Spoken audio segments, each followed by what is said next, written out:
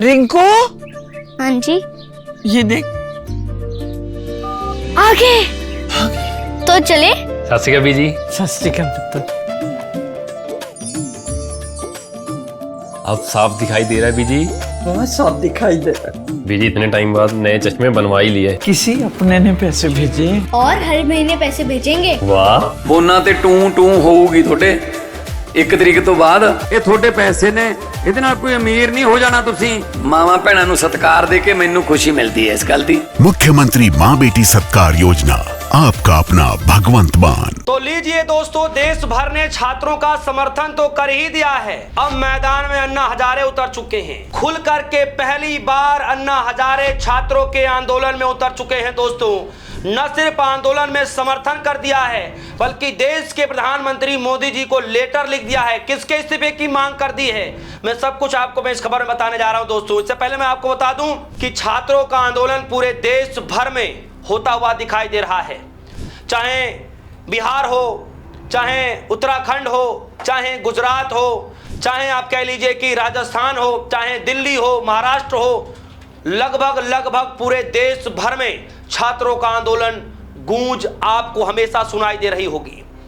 लगातार इसी बीच दोस्तों, आंदोलन को नया बल मिलता हुआ दिखाई दे रहा है, क्योंकि अब खुद अन्ना हजारे पहले के तर्ज पर मैदान में उतर चुके हैं।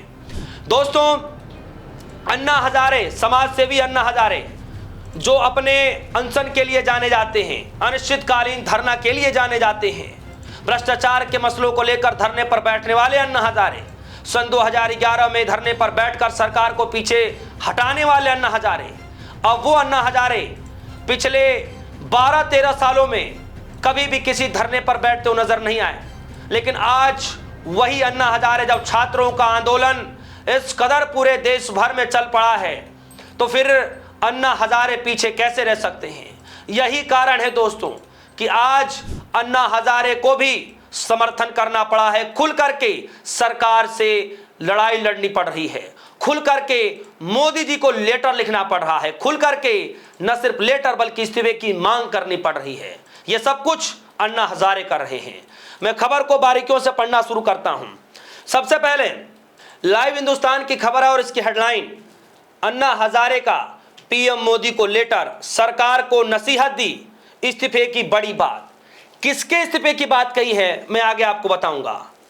अन्ना हजारे, नवभारत टाइम्स, मंत्री का इस्तीफा एक बहुत संदेश देगा। पीएम मोदी को लिखे पत्र में अन्ना हजारे ने किन बातों का किया जिक्र। उसके बाद एबीपी न्यूज, छात्रों पर लाठीचार्ज से आहत अन्ना हजारे करेंगे आंदोलन, पीएम मोदी को चिट्ठी लिख करके क्या कहा मैं बताऊंगा दोस्तों।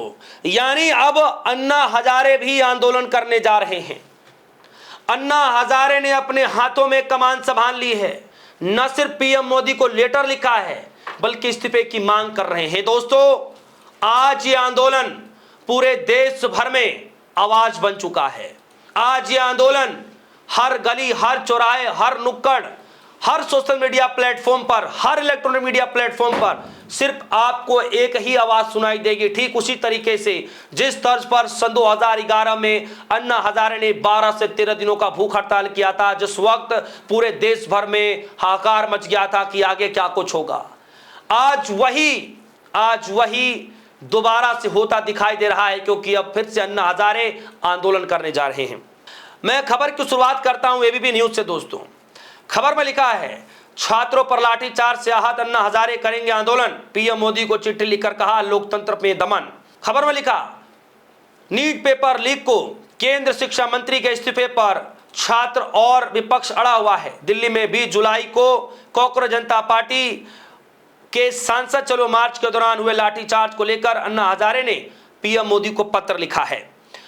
दिल्ली में छात्रों के आंदोलन को देखते हुए वरिष्ठ समाज सेवी अन्ना हजारे कल सुबह 11 बजे से दोपहर 1 बजे तक अहिल्यानगर के विडिया पार्क स्थित गांधी स्मारक पर मौन आंदोलन करेंगे। अन्ना हजारे का कहना है कि सरकार को छात्रों के साथ संवाद पर उनकी समस्याओं का समाधान करना चाहिए। आगे लोकतंत्र के संवाद के बजाय दमन का रास्ता अपनाए जाने का अन्ना हजारे ने चिंता व्यक्त की। अन्ना हजारे के आंदोलन स्थल को प्रतीकात्मक रूप से नगर का नगर का जंतर मंतर नाम दिया जाएगा। इस आंदोलन पर सभी की नजरें टिकी हुई हैं। उन्होंने कहा कि लोकतंत्र में दमन नहीं बल्कि संवाद के माध्यम से समस्याओं का समाधान किया जाएगा।